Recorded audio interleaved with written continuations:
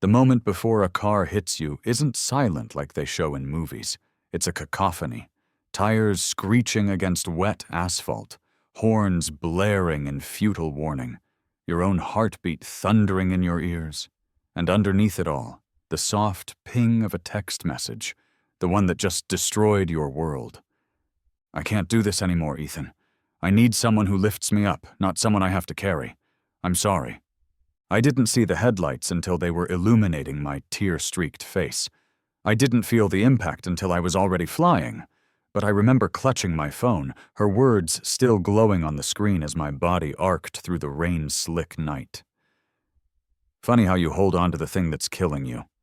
3 hours earlier, I'd been sitting at our kitchen counter, sending my 15th job application of the day while Sophia got ready for a networking event. Another night, another opportunity I wasn't invited to join. Not that I could afford the ticket price anyway. "Don't wait up," she'd said, her perfume lingering after she'd gone.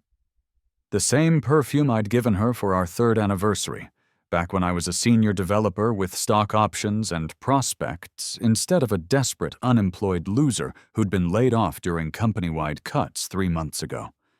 I hadn't planned on drinking that night, but after my 20-second application received an automated rejection within minutes, I'd grabbed my jacket and headed to O'Malley's, the dive bar 6 blocks from our apartment. 8 whiskeys later, I was calling her. Again and again. Each time, straight to voicemail. "Sophia, please, just talk to me. I know I've been difficult. I know I'm not the guy you fell for right now. But I'm trying. I swear I'm trying." The bartender had been watching me, that mix of pity and annoyance I'd grown familiar with lately. "Maybe time to call it a night, buddy." That's when her text arrived. Not even a phone call. 3 years together, and she ended it through a text while I sat on a sticky bar stool surrounded by strangers. I stumbled out into the rain, my vision blurring. From the alcohol or the tears, I couldn't tell. I called her again, desperate, pathetic. "Sophia, you can't do this. Please, I need you. I'll do better. I'll be better." No answer. I texted back, "You're leaving because I lost my job? After 3 years together?"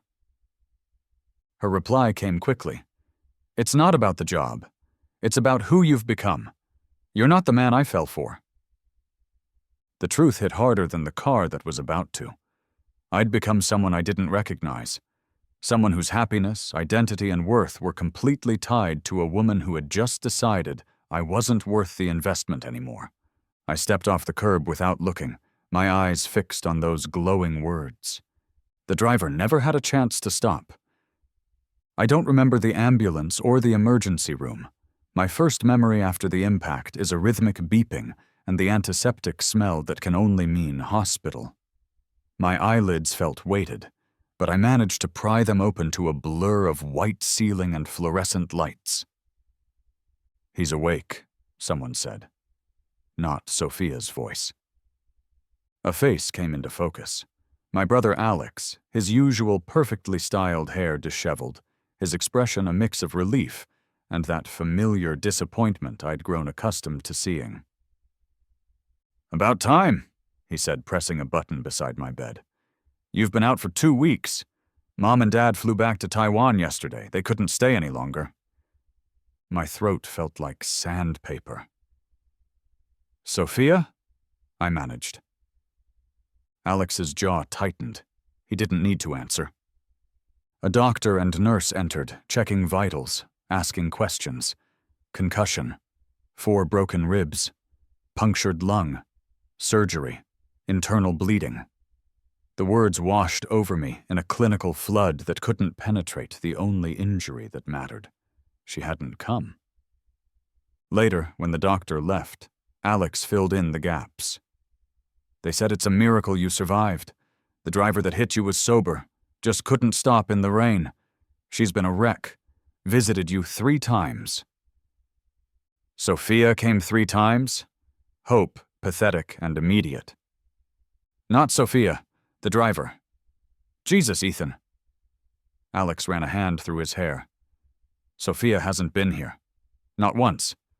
I called her the night of the accident. She said she was processing and would come the next day. Never showed. I turned my face away, not wanting him to see the tears. Even at 29, crying in front of my older brother felt like failure. One more to add to the growing list. Your phone was destroyed in the accident, Alex continued. I got you a new one, same number. It's been blowing up with messages from coworkers and friends. Not from her, though. In the darkness of that hospital room, memories played like a highlight reel of everything I'd lost. Meeting Sophia in our senior year of college, her laughing at a coding joke no one else at the party understood. Our first apartment, painting the walls until 3 a.m., collapsing into each other's arms on a mattress on the floor. Vacations, dinners, fights that ended with passionate reconciliations. When had it changed? When had I started checking her reactions before forming my own opinions? When had her approval become my oxygen? A nurse came in to adjust my IV, her movements efficient but gentle. You should try to rest more. Your body's been through tremendous trauma. She had no idea. They discharged me after another week of tests, physical therapy evaluations, and psychiatric consultations to ensure I wasn't suicidal. I wasn't. The step into traffic had been careless despair, not a deliberate end. Though looking at my life now, what was the difference? Your apartment lease ended last week, Alex said as he drove me to his condo. Sophia packed your things. They're in a storage unit I rented for you. The clinical way he stated these facts made it clear. My relationship, my home, my independence, gone. All while I'd been unconscious. Did she leave a message? A note? I asked, hating the hope in my voice. Alex's knuckles whitened on the steering wheel. No. She sent me money for the first month of storage and your medical bills. Said it was the right thing to do, but that she needed a clean break. Clean for her. Shattered for me. Alex's condo was everything mine wasn't. Minimal, expensive, immaculate. The guest room he led me to felt like a hotel suite, not a space where I belonged. My few salvaged possessions, some clothes, my laptop, a box of miscellaneous items Sophia had deemed personal, looked pathetic against the carefully curated decor. Bathroom stocked with the prescriptions. I've got meetings all day, but there's food in the fridge. Alex hesitated at the door. You'll be okay here for a few hours? I nodded, not trusting my voice. After he left, I sat on the edge of the bed, overwhelmed by the effort it would take to even shower. The painkillers dulled the physical agony, but nothing touched the hollow ache in my chest. I limped to the bathroom, each step a reminder of bones barely knitted together. The mirror revealed a stranger, gaunt, pale, with a healing gash that ran from my collarbone to my sternum where they'd cracked me open to save my life. Purple bruises had faded to sickly yellow around my eyes. Steam from the shower began to fog the mirror's edges as I stared, really seeing myself for what felt like the first time in years. This broken body would now house whatever was left of me, if anything was left.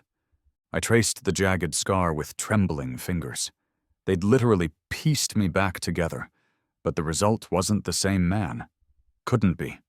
That man had died on the rain-slick street, or perhaps long before, dissolving slowly into Sophia's shadow, until he disappeared completely. My phone lay on the counter. Alex's parting gift, already programmed with my old number. I picked it up, thumb hovering over Sophia's contact. What would I even say? Beg her to reconsider? Tell her I'd almost died, with her rejection lighting up my screen? Instead, I opened a new note and typed 6 words. This is not how my story ends. Tell me why you're here, Ethan. Dr. Kim's office was deliberately calming. Soft lighting, plants thriving on every surface, a noise machine whispering waves in the background. Still, my palms sweated as I shifted on the too-soft couch. My doctor recommended therapy as part of recovery. I gestured vaguely to my chest, where the scar remained angry and red 3 months after the accident. Dr. Kim's expression didn't change. Physical recovery, yes, but that's not all this is about, is it? The thing about nearly dying is that it strips away your patience for bullshit, even your own. My girlfriend left me the night of the accident, right before it, actually. And how are you processing that loss? Loss, such a clinical word for having your foundation ripped away. I'm not. I can't stop thinking about her, about getting her back. Dr. Kim nodded, making a small note. Relationships that end often leave us questioning our identity. Who are you without her, Ethan? The question hit like a physical blow. I don't know.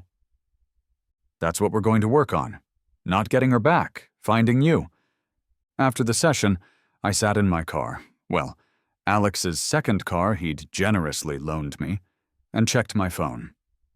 A notification from LinkedIn. Sophia had updated her profile picture. Professional, poised, beautiful. Moving on without a backward glance. I was about to close the app when another notification appeared. A mutual friend had commented on her update. Stunning as always. We missed you at happy hour yesterday. Saw your ex there looking rough. My stomach dropped. I hadn't been at any happy hour. Someone had seen me, talked about me to her. She was asking about me. The realization sent an electric current through me. She was keeping tabs. Despite her clean break, she was curious about my fate. For the first time since the accident, an emotion other than despair flared inside me. Not hope. Something sharper, a purpose. Back at Alex's condo, I taped a large sheet of paper to the wall of my temporary bedroom. At the top, I wrote, Rebuild. Below it, a timeline with milestones. 1 month, new job 3 months. Own apartment 6 months. Launch app 1 year, financial independence. I stared at the makeshift vision board. The plan crystallizing. I'd let Sophia glimpse my recovery, the struggles, the small victories, just enough to keep her interest piqued. Make her think I was still the same Ethan, slowly finding his footing but fundamentally unchanged. And all the while, I'd be transforming into someone she wouldn't recognize, someone who didn't need her. By the time she decided I was worth another chance, I would be gone in every way that mattered. You're overqualified for this position, the startup CEO said, reviewing my resume across a desk cluttered with empty energy drink cans and tangled charging cables. I'm not looking for a title or a specific salary, I replied, the words rehearsed but sincere. I'm looking for stability and a chance to prove myself again. He studied me, taking in the still visible bruising around my eye, the careful way I held myself to minimize pain from my healing ribs. Medical leave? Car accident. I'm cleared to work. Something in his expression softened. We've all had setbacks. The pay is shit and the hours are worse, but there's equity if we don't tank. I extended my hand. When do I start? The cafe was 3 blocks from my new office, a cramped space I shared with 4 other developers, all of us squeezed between marketing and customer service teams in a renovated warehouse. The pay was indeed shit, but it was a job. First milestone in sight. I'd taken to spending evenings there, nursing 1 coffee for hours while working on my side project. An app idea Sophia had once dismissed when I'd enthusiastically explained it over dinner. People already have calendar apps, Ethan. What makes yours special? The memory still stung, but now it fueled me. You've been staring at that screen for an hour without typing a single line of code. I looked up to find a woman at the next table watching me, amusement playing across her features. Her dark curly hair was pulled into a messy bun, and colorful designs spread across her table. An artist's workspace in contrast to my sterile laptop. Creative block, I admitted. Or excessive caffeine, that's your 3rd espresso. She nodded towards the empty cups. You're counting my coffee intake? Occupational hazard. She smiled. I'm a designer. I notice details. She slid one of her layouts toward me. A vibrant website mock-up for a local business. Maya Rivera. I freelance out of here most days. Ethan Chen. I work nearby. On what looks like an app that's currently kicking your ass. She leaned forward. What's it supposed to do? I hesitated. The last person I'd shared this idea with had dismissed it outright, but something about Maya's direct gaze made me take the risk. It's a calendar app, but for creative professionals. Instead of scheduling every minute, it works backward from deadlines, suggesting optimal creative windows based on your energy patterns and workload. I expected the usual polite disinterest. Instead, Maya's eyes lit up. Show me what you've got so far. I turned my laptop toward her, embarrassed by the clumsy wireframes. She studied them intently, then pointed to the main user flow. Your navigation is fighting your concept. If this is about creative flow, why structure it like every other productivity app? She was right. I'd been so focused on proving Sophia wrong that I'd lost sight of what made the idea special in the first place. I could mock up some alternatives, Maya offered, if you're interested in a designer's perspective. You'd do that? For a stranger with bad wireframes? She shrugged. I like the concept. Plus, your determination is impressive. You've been stirring that cold coffee for 20 minutes while staring at your screen. For the first time in months, I laughed. Actually laughed. The sound surprised me, rusty and unfamiliar. Later that night, Alex found me still working at the kitchen table, energized by my conversation with Maya. Job going okay? He asked, loosening his tie and grabbing a beer from the fridge. It's fine. I'm working on something else too. Alex raised an eyebrow. Another app idea? Look, I know you're trying to get back on your feet, but maybe focus on not getting fired from this job before you dream up another one. The old Ethan would have shut his laptop, apologized, internalized his brother's doubt. But I thought of Maya's enthusiasm, her immediate understanding of what I was trying to create. I can do both, I said, not looking up from my screen. Alex's surprise at my response was audible in his silence. Eventually, he shrugged. Your call. Just don't expect me to invest in another Chen brother failure. The words were familiar, a variation on the theme of disappointment I'd heard my entire life, from my parents comparing my grades to Alex's, from professors who expected more from me, from Sophia when I'd lost my job. But this time they hit differently, like rain against a window rather than an open wound. Progress, I thought, making a note in the journal Dr. Kim had suggested I keep. Small, but real. Sophia. Just checking in. How are you? The text arrived on a Tuesday morning, 6 weeks after the accident, 4 weeks since I'd last heard her voice telling me to stop calling. I stared at those casual words, feeling the familiar pull to respond immediately, desperately. Instead, I put my phone away and went to work. 8 hours later, I finally replied. Ethan, getting by? Starting a new job? Still at Alex's? Brief. Just enough information to seem like I was struggling but functional. I waited anxiously for her response, which came the next morning. Sophia. That's good to hear. Take care of yourself. Dr. Kim watched me reread these messages during our session, her expression neutral. What are you hoping to achieve here, Ethan? I looked up, defensive.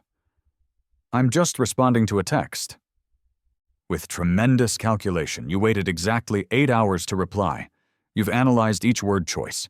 This isn't casual communication, it's strategy. Is that wrong? She left me when I needed her most. Dr. Kim set down her notepad. Healing shouldn't be about proving someone wrong. It should be about becoming whole, regardless of whether anyone is watching. I am healing.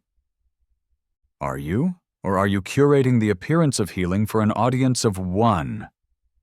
The question followed me through the day, through my shift at work, through drinks with coworkers who were slowly becoming friends, through my evening at the cafe where Maya had promised to show me her design concepts. She arrived 15 minutes late, cheeks flushed from rushing. Sorry, client meeting ran over. She spread her tablet before me. I was up half the night with these.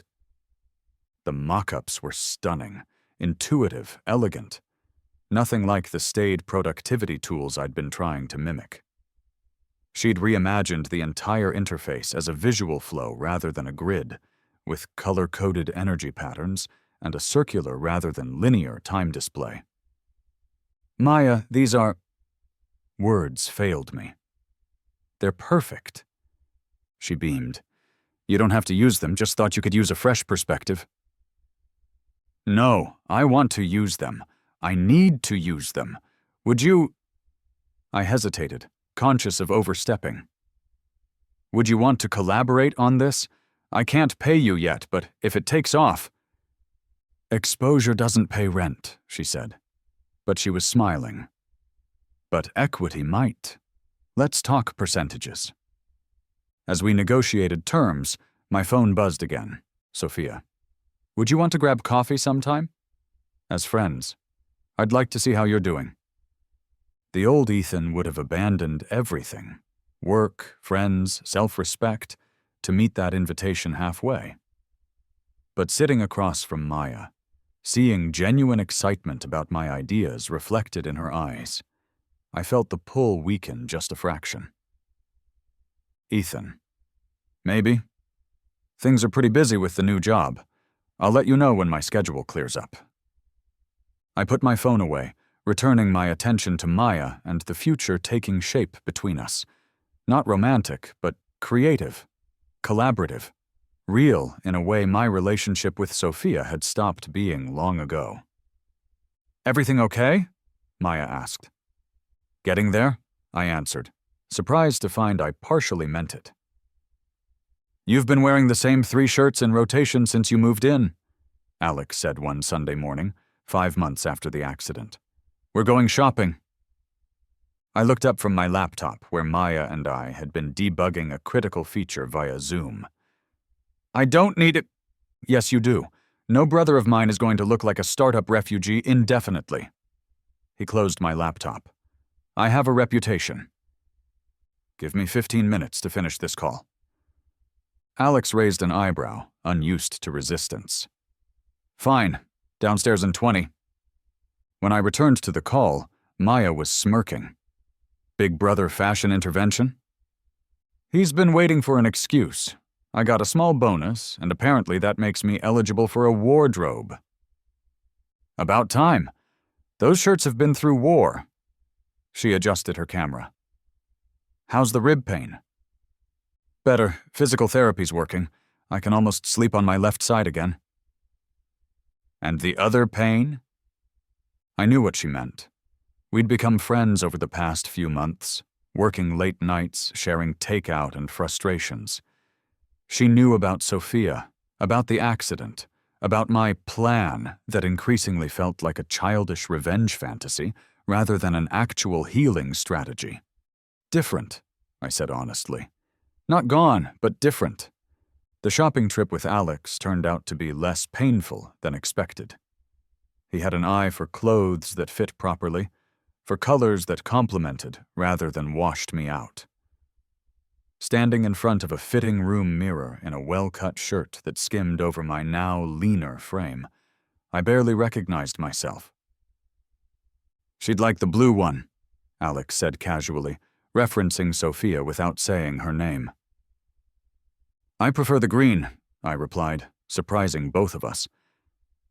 A text chimed as we left the third store, arms loaded with bags. My heart still jumped when I saw her name. Sophia. I drove by your old office today. Remembered how you used to talk about the ramen place nearby. Hope you're doing well. These vague check-ins had become a pattern over the past few months. Never direct questions, never clear invitations, just enough to keep herself present in my mind. They always came when something good was happening in my life, as if she had a sixth sense for moments when I might be moving forward. Ethan. I miss good ramen. Alex can cook, but it's not the same. I kept my responses similarly vague, hinting at struggle while subtly indicating progress. Still talking to her? Alex asked, more perception in his gaze than I'd given him credit for. Sometimes. He shook his head. Your circus, your monkeys. But as we loaded the car, he added, just don't forget she left when things got hard. That says everything about her character. Coming from Alex, who had never approved of Sophia, this wasn't surprising. What shocked me was my lack of immediate internal defense. No reflexive need to explain away her actions or justify her choices. Progress, I noted mentally. Bigger steps now. 2 weeks later, I signed a lease on a small but decent apartment 10 minutes from my office. Maya helped me paint the walls a deep teal that made the space feel like a deliberate choice rather than a necessity. Alex contributed a barely used sofa he claimed was cluttering his storage unit. My coworkers helped move the few boxes from Alex's guest room to my new place. For the first time since the accident, I had a space that was entirely mine. No reminders of Sophia. No evidence of Alex's superior life choices. Just walls I'd chosen, furniture I'd arranged, a home beginning to reflect the person I was becoming. The app was progressing too. Maya's designs had transformed the user experience, and my improved code was making it functional as well as beautiful. A small tech blog had mentioned it in a roundup of promising apps in development, which led to interest from a junior VC looking for early-stage investments. They want to meet with us, I told Maya over celebratory drinks at a bar near my new apartment. Both of us, as co-founders. Her eyes widened. Are you serious? This is a real meeting with actual money people? Tuesday at 2 p.m. I already cleared it with my boss. I hesitated. I know it's a long shot, but don't you dare minimize this. She clinked her glass against mine. We're going to blow them away. Later that night, slightly buzzed and genuinely happy for the first time in months, I made the mistake of checking my phone. Sophia. Jessica mentioned she ran into you at the leasing office in her building. Moving to West Side. That's a nice area. Jessica, a college friend of Sophia's I'd always suspected had a crush on me. The coincidence felt manufactured. Sophia's network of friends keeping tabs, reporting back. Ethan. Small place, but it's all mine. Baby steps. I stared at the exchange, troubled by how automatic my response still was. The careful calibration of vulnerability and progress, the deliberate underselling of my achievements. Was I still performing for her, or was I still performing for myself? Playing the role of someone healing while secretly waiting for her validation. Dr. Kim's words echoed. Healing shouldn't be about proving someone wrong. I put my phone away and walked to the window of my new apartment, looking out at the city lights. 6 months ago, I'd been broken in a hospital bed, identity shattered along with my body. Now I stood in my own space, working on a project I believed in, surrounded by people who supported me without conditions or expectations. Yet part of me still measured these victories by whether they would impress Sophia. Redefine success, I whispered to myself, a mantra from therapy sessions. It's not about her anymore. But as I turned off the lights and crawled into bed, I knew I wasn't fully there yet. Sophia was already waiting when I arrived at our old cafe, 7 months after the accident, 5 months since I'd last seen her face outside of social media. She'd chosen a table by the window, her preferred spot for people watching, for being seen. Ethan, she stood hesitating between a hug and a handshake before settling on an awkward wave. You look different. I did. The physical changes were obvious. I'd lost the softness that had crept into my frame during our final year together, replaced by the leaner build of someone who'd discovered running as therapy. My hair was shorter, my clothes actually fit, and most importantly, I stood straighter, no longer curving my body toward hers like a plant seeking light.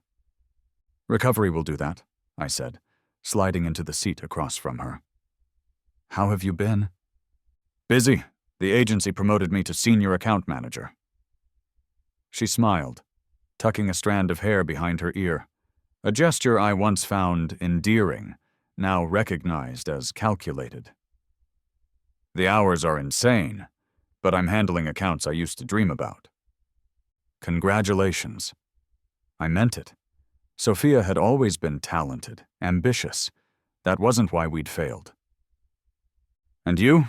Alex mentioned you're working at some startup?" Of course she'd talked to Alex. "It's going well. Pay's not great, but the work is interesting." "That's good." She stirred her coffee needlessly. "I was worried after everything, that you wouldn't bounce back." The words stung more than I'd expected. Bounce back. Like losing her had been a minor setback, not a devastation that nearly killed me. "It's been a process," I said carefully. "Some days are harder than others." She reached across the table, her fingers brushing mine in a touch that once would have sent electricity through me. Now it just felt warm. Pleasant, but not transformative. "I think about you, you know," she said, eyes meeting mine. "Wonder how you're doing, if you're happy." The old Ethan would have seized this opening, rushed to reassure her that happiness without her was impossible. The new Ethan, still taking shape but stronger every day, recognized the subtle manipulation. "I'm getting there," I said instead.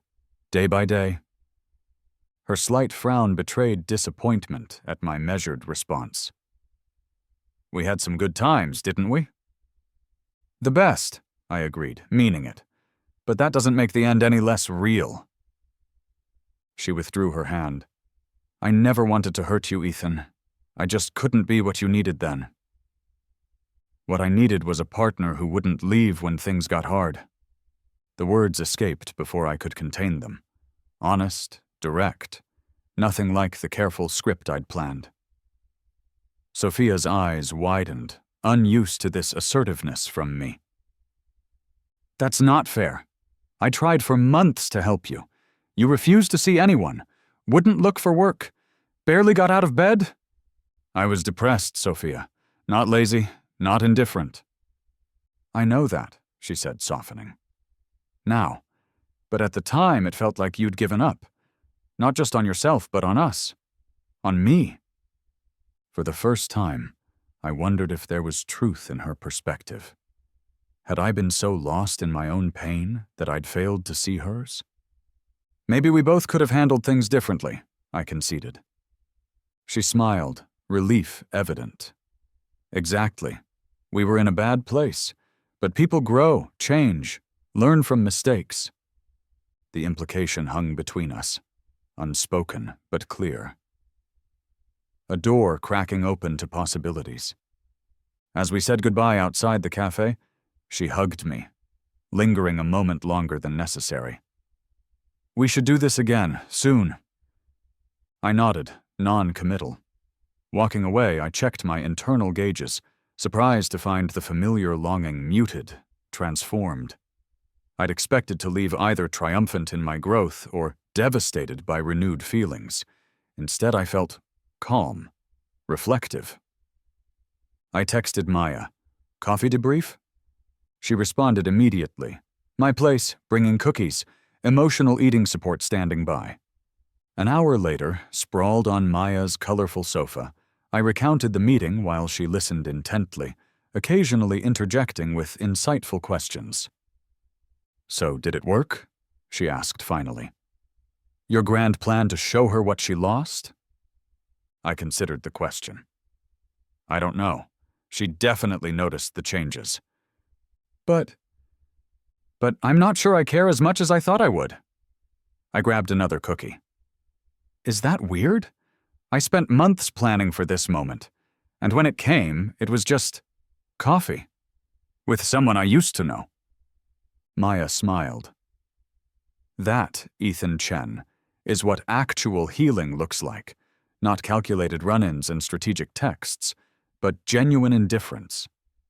Not indifference, I corrected. I don't wish her ill. I just don't need her approval anymore. Even better. She tossed a pillow at me. Now, can we finally stop monitoring her Instagram and focus on our pitch deck? The VC meeting is in 3 days. I laughed. The sound now familiar, easy. Yes, boss. For the first time since the accident, I didn't check my phone for Sophia's texts before falling asleep that night. We'd like to offer you seed funding of $250,000 for 15% equity. The investor's words hung in the air of the gleaming conference room, so different from the crowded cafe where Maya and I had outlined our first wireframes 9 months earlier. Under the table, Maya's knee bumped mine, our silent signal of excitement. We maintained professional composures as we asked questions about terms, timelines, expectations. But in the elevator after the meeting, we broke into matching grins. Holy shit, Maya whispered. This is happening. We are not agreeing to their first offer, I said. We can negotiate better terms. She stared at me. When did you get so confident? I considered the question. When had the hesitant, approval-seeking Ethan been replaced by someone who could calmly counter-offer to venture capitalists? Gradually, I answered. Then suddenly. With the funding secured and terms negotiated, everything accelerated. I gave notice at the startup, grateful for the stability it had provided but ready for the leap. Maya and I found a small office space, nothing fancy, but ours. We hired 2 junior developers to help build out the features, while Maya brought on a UI specialist she trusted. Alex watched these developments with growing respect. You might actually pull this off, he said when I showed him our new space. Not quite brotherly pride, but the closest approximation he could manage. We already have, I corrected. Whether it succeeds long-term or not, we built something real. He studied me, seeming to recognize the confidence wasn't fake or temporary. Mom and Dad are asking when you're coming to visit. They've heard about your internet business and want details. My relationship with our parents had always been complicated.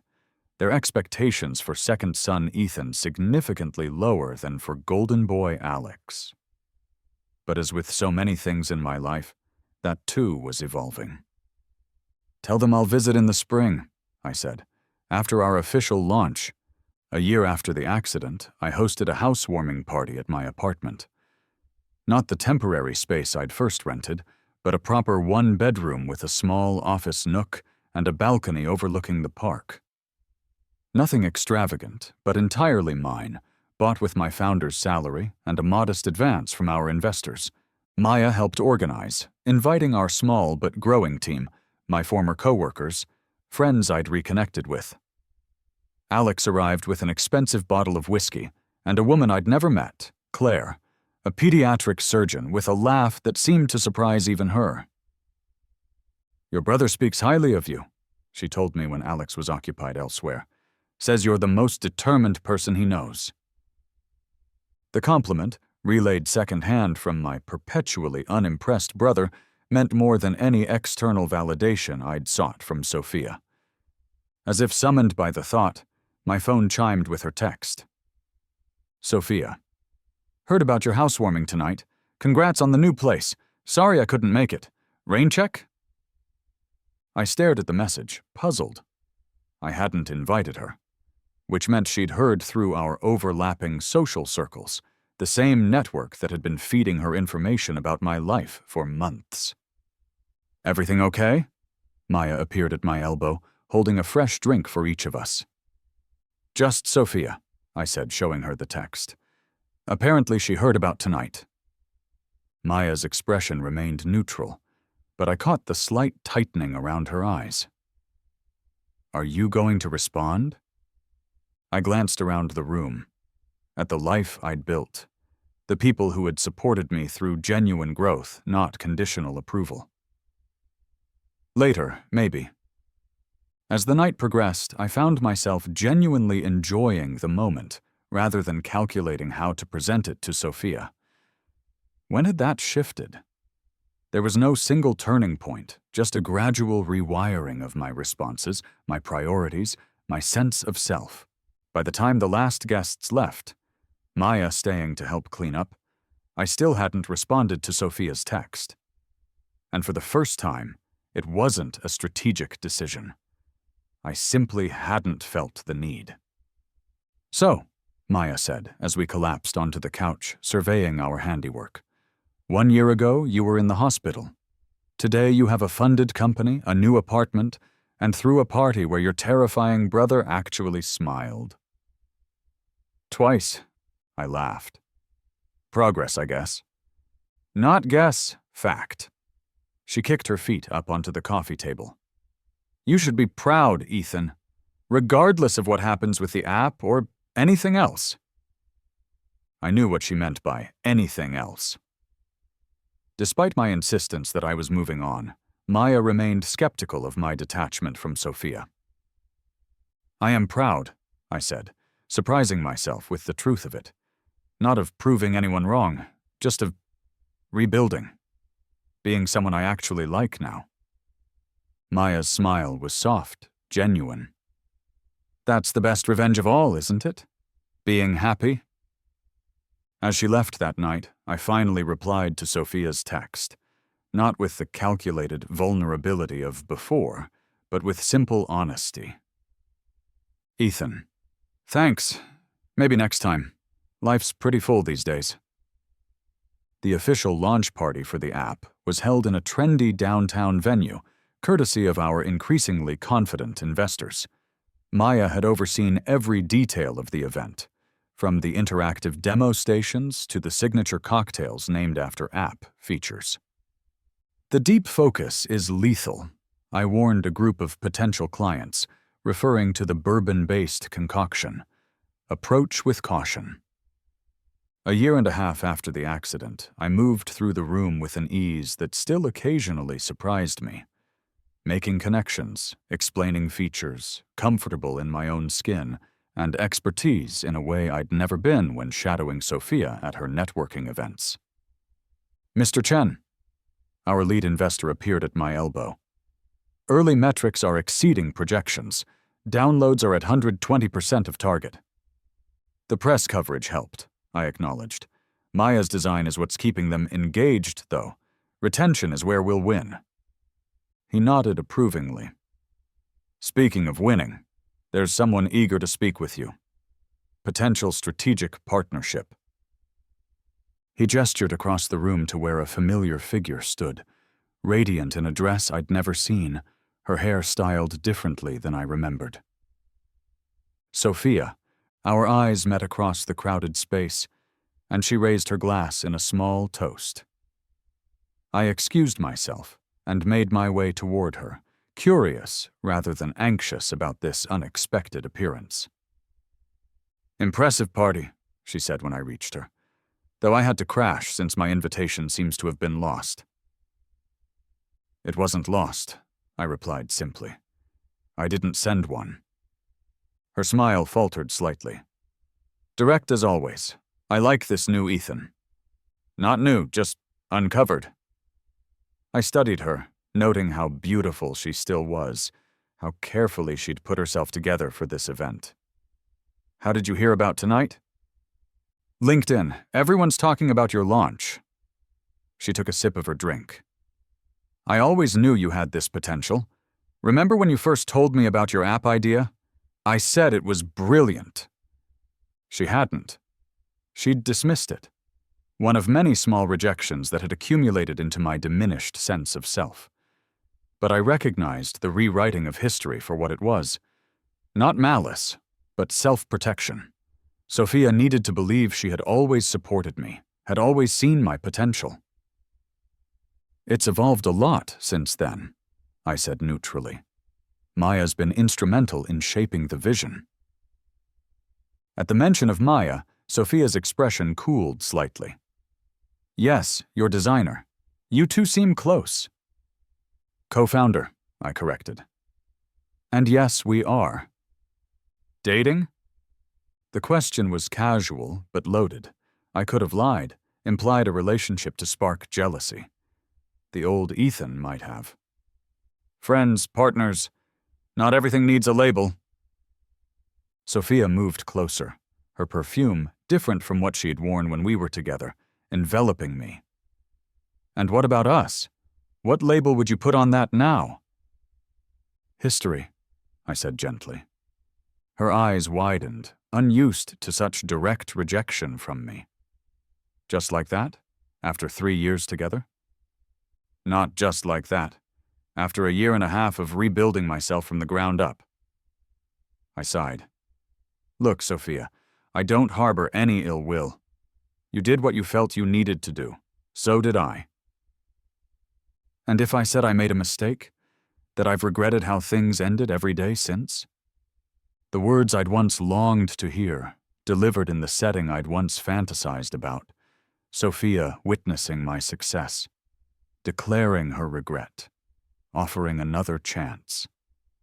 Yet instead of triumph or vindication, I felt only a quiet sadness for both of us, for the broken man I'd been, and the woman who couldn't love him as he was. I'd say we've both grown since then, into people who might not fit together anymore. Her expression hardened.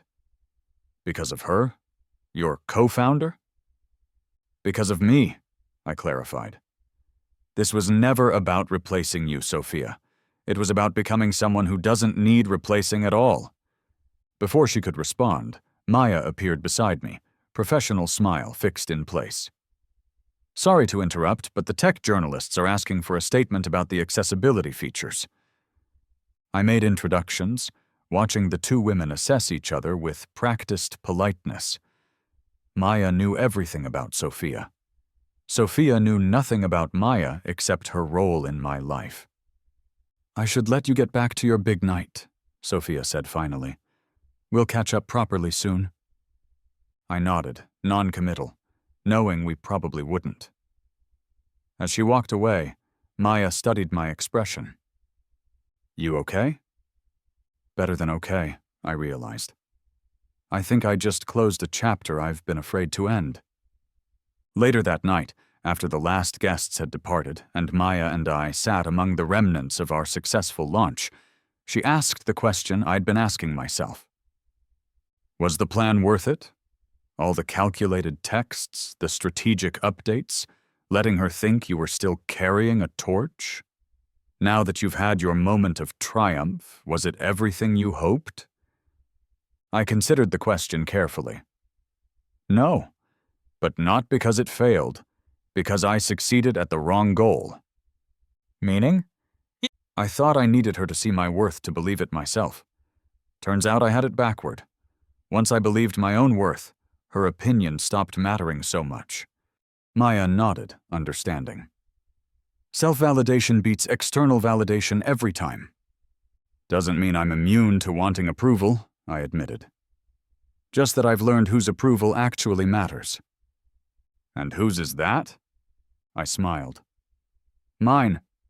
And maybe a select few others who stuck around during the rebuild. She raised her glass. To the rebuild, then, and to whatever comes next. We clinked glasses, celebrating not just the app's success, but the harder, more meaningful transformation that had made it possible. The text arrived on a random Tuesday, 18 months after the accident. Sophia, I've been thinking about us a lot lately. Would you be open to having dinner? There's something I want to talk about. I stared at the message, surprised by my lack of reaction. No accelerated heartbeat, no rush of anticipation or anxiety. Just curiosity and a touch of wariness. Ethan, what did you have in mind? Sophia, remember that cabin in the mountains we always talked about renting? I booked it for this weekend. Just you and me, away from everything. We could talk, really talk. The invitation was bold, unmistakable in its intent. A romantic getaway, isolated from daily distractions. The old Ethan would have dropped everything, rearranged his entire life for such an opportunity. The man I'd become checked his calendar, noting a critical development meeting and dinner plans with Alex and Claire, whom I'd grown surprisingly close to. Ethan, I can't do a weekend away right now. Dinner in the city would work better. Her response was immediate, disappointed. Sophia, it's just 2 days, Ethan. The cabin's already paid for. Some things are worth rescheduling for. The subtle manipulation was familiar, the implication that if I truly cared, I would prioritize her invitation above all else. It had worked countless times before. I showed the exchange to Dr. Kim during our now monthly check-in session. We'd moved from intensive therapy to maintenance conversations, tracking my progress and addressing new challenges as they arose. "What do you want to do?" she asked after reading the texts. "Have dinner somewhere public, hear what she has to say. But not the cabin." "Why not the cabin?" I considered the question. Because it feels like a setup. Isolated, romantic, charged with expectations. If we're going to talk, I want neutral ground. Dr. Kim nodded. "And what do you think she wants from this meeting?" "To get back together," I said, the realization neither exciting nor threatening. "She's been circling back ever since the launch party, increasingly direct hints." "How do you feel about that possibility?" I thought about Sophia, her beauty, her ambition, the history we shared. Then I thought about my life now, the company growing steadily, my relationship with my family healing, friendships that supported rather than drained me. Maya's face flashed briefly in my mind, bringing a warmth I wasn't quite ready to examine. "I think some doors close for a reason," I said finally, "and forcing them back open rarely leads anywhere good." The next day, Sophia appeared at my office unannounced, drawing curious glances from my team as she waited in the reception area. She looked stunning, as always. Designer outfit, perfect makeup, not a hair out of place. "Surprise," she said when I emerged to greet her. "I was in the neighborhood for a client meeting and thought I'd see if you were free for lunch." I wasn't. I had a working lunch scheduled with the development team, but the spontaneity of her visit demanded a response. "I have a meeting, but I can spare a few minutes. Coffee downstairs?" She frowned slightly, but recovered quickly. "Perfect." In the elevator, she stood closer than necessary, her familiar scent bringing memories, but not longing. "Your office is impressive, growing fast from what I hear." "We're doing well," I agreed. "How's the agency?" "Same old politics, bigger accounts." She waved dismissively. "I've been thinking of making a change, actually. That's part of what I wanted to discuss this weekend." The coffee shop in our building lobby was crowded with the lunch rush. We found a small table in the corner, privacy limited, but sufficient. "I've been offered a position in San Francisco," Sophia said once we were seated. "Senior branding director for a major tech firm. It's a huge opportunity." "Congratulations. Sounds perfect for you." "I haven't accepted yet." She leaned forward. "Ethan, remember how we used to talk about San Francisco? How you said it was the only other city you could see yourself living in?" The implication hung between us. I remembered those conversations. Late nights planning hypothetical futures, cities we might explore together someday. "That was a long time ago," I said gently. "Not that long." She reached for my hand across the table. "We had something real, Ethan. Something worth fighting for. I know I walked away when things got hard, and I've regretted it every day since." "Have you? Or do you regret walking away from someone who's now successful on his own terms?" The question was direct, but not unkind. Sophia drew back slightly, hurt flashing across her features before she composed herself. "That's not fair. I always believed in you." "No, you didn't." The words came without anger, just clarity. "You believed in the version of me that fit your narrative. When that version crumbled, you left." "People make mistakes, Ethan. I'm trying to make it right." "There's nothing to make right, Sophia. You made a choice that was valid for you at the time. I survived it. We both moved on." "But we could move forward together now," she insisted. "San Francisco could be our fresh start. My company is impressed with what you're building. There could be partnership opportunities. We always worked well together professionally." The proposal was neatly packaged. Romantic reconciliation with strategic business advantages. Very Sophia. "I'm not moving to San Francisco," I said firmly. "My life is here now. My company, my team, the connections I've built." "Is it because of her? Your business partner?" Sophia's eyes narrowed. "Everyone sees how she looks at you, Ethan." I sighed. "Maya has nothing to do with this decision. Neither does anyone else. For once, this is just about what I want, not what someone else wants from me."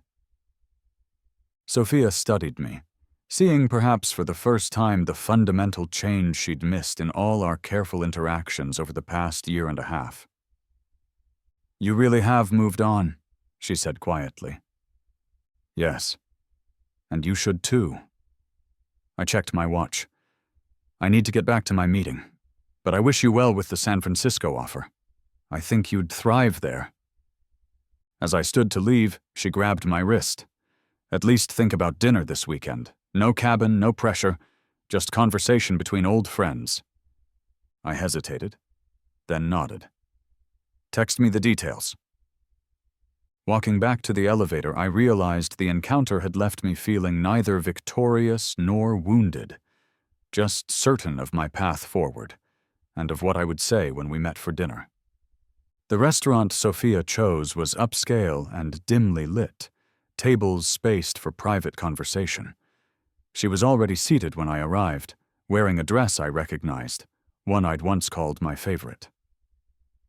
"You're right on time," she smiled, rising slightly as I approached. "Still punctual as ever?" I returned the smile, sensing her nervousness beneath the polished exterior. Some habits survive even the biggest changes. She'd ordered a bottle of wine, an expensive vintage we'd once shared on a special occasion. The gesture was deliberate, saturated with nostalgia and expectation. "I wasn't sure if your taste in wine had changed," she said as the waiter poured. "Among other things," I acknowledged, accepting the glass. We ordered, exchanging surface-level updates about mutual acquaintances and industry developments. Beneath the pleasant conversation ran a current of tension, both of us aware this wasn't a casual dinner between old friends. Finally, after our entrees arrived, Sophia set down her fork and looked directly at me. "I meant what I said about San Francisco, Ethan, but it's not about the job opportunity, not really." "I know." "When we broke up," she paused, reformulating. "When I ended things, I was scared. You were spiraling and I didn't know how to help you without drowning myself." "I understand that now," I said sincerely.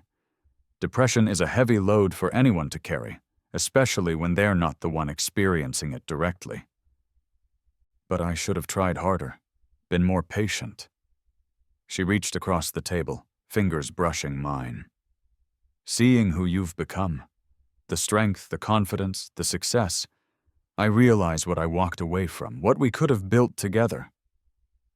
The irony wasn't lost on me. "Sophia, I became this person because you left." She drew back, startled. "What?" "The accident, the rock bottom after, they forced me to rebuild myself from scratch, to figure out who I was without you, without external validation." I sipped my wine. "If you had stayed, I might never have found that strength." "So I did you a favor by breaking your heart?" Her tone sharpened. "That's convenient." Not a favor, a catalyst. I leaned forward. Look, I'm not saying this to hurt you. I'm grateful for our time together, and I've forgiven you for how it ended. But we can't go backward. I'm not asking for that, she insisted. I'm talking about a new beginning. We're different people now, stronger, more mature. We could be amazing together, Ethan. Could we? Or would we fall back into old patterns? Me seeking your approval, you providing it conditionally. Frustration flashed across her face. You're not being fair. I made one mistake. It wasn't a mistake, Sophia. It was a choice that revealed core truths about both of us. I softened my tone. You deserve someone who fits your vision from the start, not someone you need to reshape. And I need someone who sees all of me, the strength and the weakness, and stays either way. I see you now, she whispered, eyes suddenly bright with unshed tears. The real you. No, I said gently. You see the success, the confidence, the external markers of growth. But would you still want me if I lost it all tomorrow? If the company failed? If I struggled again? Her hesitation answered more clearly than words could have. That's what I thought. I reached for the check. I care about you, Sophia. I want you to be happy. But that happiness won't be with me. Because of her? The question emerged sharply. You're in love with Maya, aren't you? The accusation surprised me. Not because it was outlandish, but because I hadn't fully examined my feelings for my business partner and closest friend.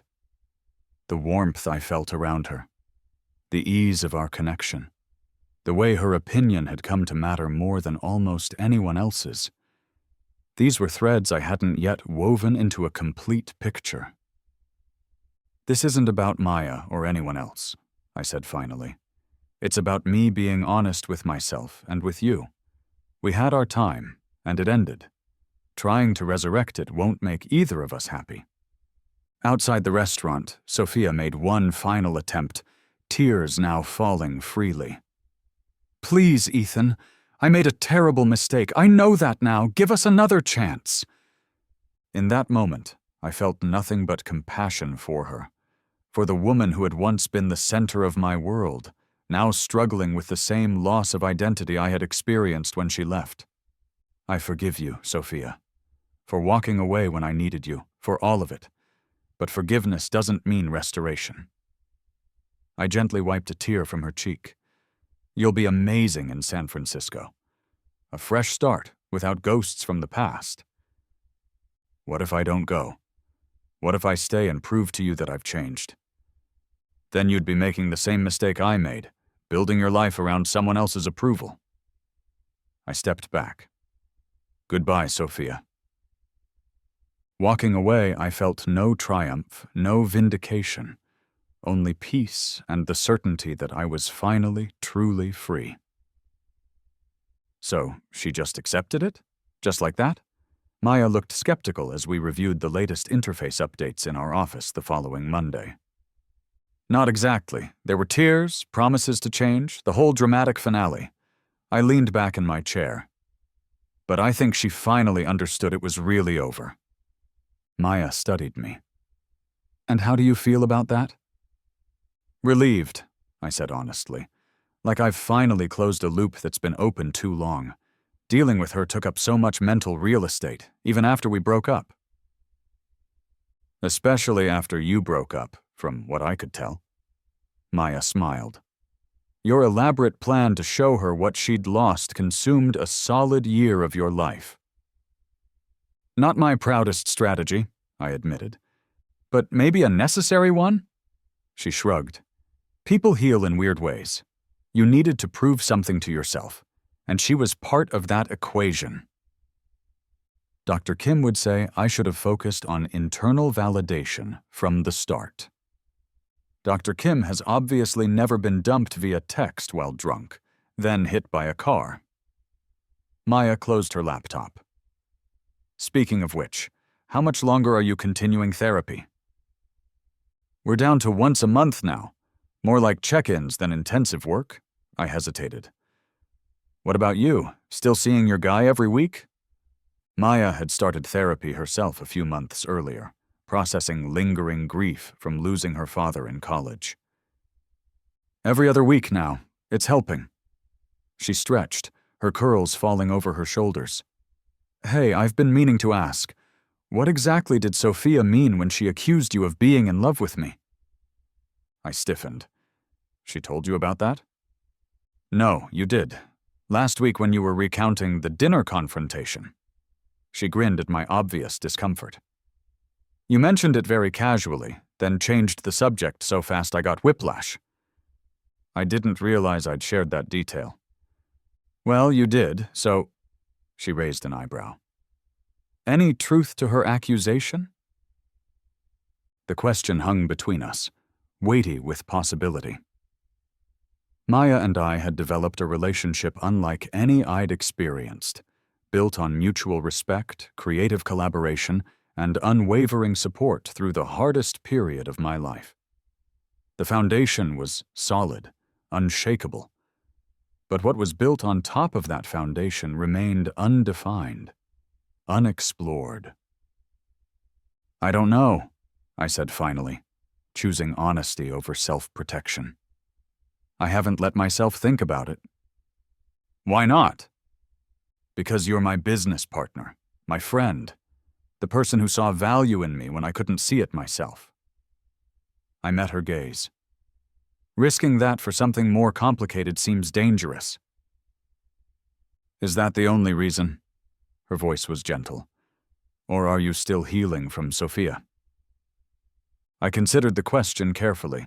I think I've healed from Sophia herself, but maybe not from what our relationship taught me, that I'm quick to lose myself in other people, to seek validation externally. I don't want to make that mistake again. Maya nodded, understanding. For what it's worth, the Ethan I know now isn't the same person who would make that mistake, but I respect your process. She stood, gathering her things. We've got time to figure it out. That evening, I met with Alex at a bar near his office, a rare one-on-one meeting without Claire or other company. He'd requested it specifically, which was unusual enough to pique my curiosity. How's the app doing? He asked after we'd ordered drinks. Growing steadily. We're implementing user feedback, refining features. I studied him. But you didn't invite me here to discuss business metrics. He laughed. Still direct as ever. Fine. He took a breath. I owe you an apology. For what? For not believing in you. Before the accident, after it, for most of our adult lives, if I'm being honest. He fidgeted with his drink.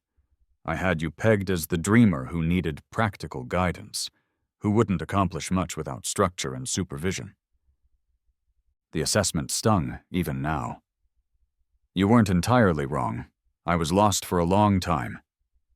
The point is, I should have supported you better, especially after the accident. He met my gaze. I'm proud of you, Ethan, of what you've built, who you've become. Coming from Alex, stoic, achievement-oriented Alex, who had always seemed light years ahead, the words hit with unexpected force. Tears threatened, embarrassing me. Thanks, I managed. That means a lot. Claire's helped me see some things more clearly, he admitted. About family, support, success. He raised his glass. To the Chen brothers, both successful in our own ways. We clinked glasses. 2 decades of competition and comparison beginning to dissolve into something healthier.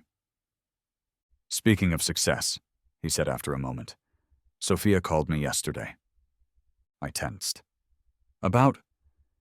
She wanted me to talk to you, convince you to see reason about San Francisco. He shook his head. I told her you'd made your decision and she should respect it. You defended me to Sophia? I couldn't hide my surprise. I thought you always liked her. I liked parts of her, not what she did to you. He sipped his drink.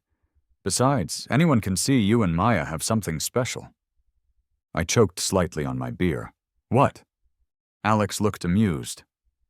Come on, Ethan. The way you two communicate without words, finish each other's sentences, support each other, it's obvious to everyone except apparently you. We're business partners, friends. If that's what you're telling yourself. He shrugged. Just know that when, not if, you figure it out, Mom and Dad will love her. They already ask about her every time we talk. They ask about Maya? They've never even met her. They've seen her in photos from the launch, heard me talk about how she's helped you. He smiled. Mom says she has kind eyes. I absorbed this information, surprised by how much it pleased me. She does, actually. Alex's expression softened. After what you've been through, you deserve someone who sees you clearly and stays anyway. From where I'm sitting, that's Maya. My final therapy session with Dr. Kim felt more like a graduation than an ending. We'd agreed to transition to as-needed check-ins, the intensive work of rebuilding my sense of self, largely complete. When you first came to me, she said, reviewing her notes, you defined yourself entirely through Sophia's perception. Your goal was to win her back, to prove your worth to her. I nodded, recalling the broken man who had sat in this same chair 18 months earlier. A lot has changed. Yes, it has. But I'm curious, how do you define success now? In your recovery? In your life? I considered the question. Being whole on my own, having relationships, romantic, familial, friendships, that enhance my life but don't define it, building something meaningful professionally. And have you achieved those metrics? Mostly, I smiled, still working on the romantic part. Dr. Kim returned the smile. Ah, yes, Maya. You mentioned Sophia's accusation last session. Alex thinks it's obvious too, apparently. What do you think? I sighed. I think I'm scared. Not of rejection exactly, but of repeating old patterns, of losing myself again. That's a valid concern, she acknowledged, but consider this. The patterns you developed with Sophia formed when you were both younger, less self-aware. You've done enormous work on understanding those dynamics and healing from them. So I'm inoculated against codependency now? She laughed. Hardly, but you're conscious of the risks in a way you weren't before. And from everything you've told me about Maya, she seems to value your independence rather than your compliance. She does, I agreed. She's always pushed me to trust myself more, not less. Then perhaps the question isn't whether you might fall into old patterns, but whether you're denying yourself connection out of fear. The observation hit home, forcing me to confront the protective walls I'd built around my heart during recovery. This was never about Sophia, Dr. Kim said gently. It was always about you, finding your worth independent of anyone else's assessment. Now that you have, the real test is whether you'll allow yourself to be vulnerable again, to risk intimacy without losing yourself. As I left her office for the last time as a regular patient, her words echoed in my mind. The real victory wasn't proving Sophia wrong or becoming successful enough to attract her back. It was becoming someone who could stand firmly in his own worth, regardless of who stayed or left. And perhaps allowing myself to love again, not from need or insecurity, but from strength and genuine connection, was the final step in that journey.